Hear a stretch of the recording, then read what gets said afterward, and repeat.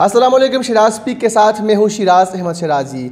इस वक्त मैं मौजूद हूँ न्यूज़ के ऑफ़िस में और अभी एक इंतहाई अहम ख़बर जो है वो सामने आई है कि सऊदी वली अहद मोहम्मद बिन सलमान ने जो है पाकिस्तान का दौरा मुलतवी कर लिया है। और हम देख रहे थे कुछ दिनों से कि ये ख़बर जो है मीडिया की ज़ीनत बन रही थी कि मोहम्मद बिन सलमान जो है वो पाकिस्तान का दौरा कर रहे हैं। लेकिन अभी हमारे नुमाइंदे ख़ुसूसी और हमारे स्पेशल रिपोर्टर तारिक अजीज़ साहब ने ये ख़बर ब्रेक की है कि वो अब पाकिस्तान जो है वो नहीं आ रहे। वजूहात क्या है, वो क्यों नहीं आ रहे और आखिरकार ये फैसला क्यों सामने आया, इन तमाम तफसीलात के हवाले से बात करेंगे। हमारे साथ तारिक साहब मौजूद हैं। सर बताइएगा, बहुत बड़ी खबर आपने ब्रेक की और यकीन कीजिए कि मीडिया इंडस्ट्री में एक हलचल मच चुकी है कि अब मोहम्मद बिन सलमान जो है पाकिस्तान नहीं आ रहे। क्या वजूहात है सर? जी बिल्कुल, मोहम्मद बिन सलमान साहब का शेड्यूल था 10 सितंबर को यहाँ पाकिस्तान उन्होंने आना था। इससे पहले वो इंडिया में जो है G20 कॉन्फ्रेंस में जा रहे हैं। वो 7 से 10 सितंबर को हो गई है। तो वहाँ उन्होंने उनका शेड्यूल ड्यू था। उसके वापस पाकिस्तान का उनका क़याम था 6 घंटे का। 6 घंटे में उन्होंने आला हुकाम से मुलाकातें भी करनी थी, सिविल और मिलिट्री क़यादत से उनकी मुलाकातें तयशुदा थी। लेकिन अभी जो इतलात आई हैं मेरे पास खबर है, उसके मुताबिक उन्होंने पाकिस्तान आने का अपना प्रोग्राम मुअख्खर कर दिया है, बल्कि मुलतवी कर दिया है।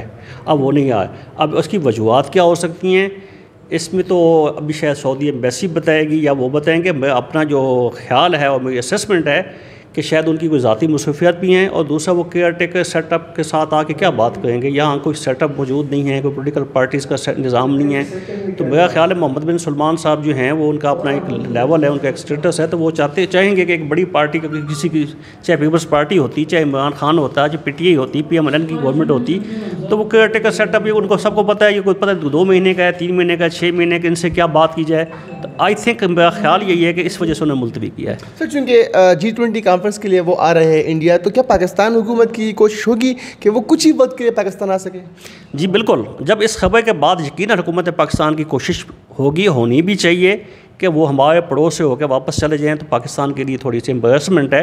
हुकूमत पाकिस्तान की यकीनन कोशिश होगी और वो पाकिस्तान की विज़िट के लिए उनको दोबारा से एग्री किया जाए।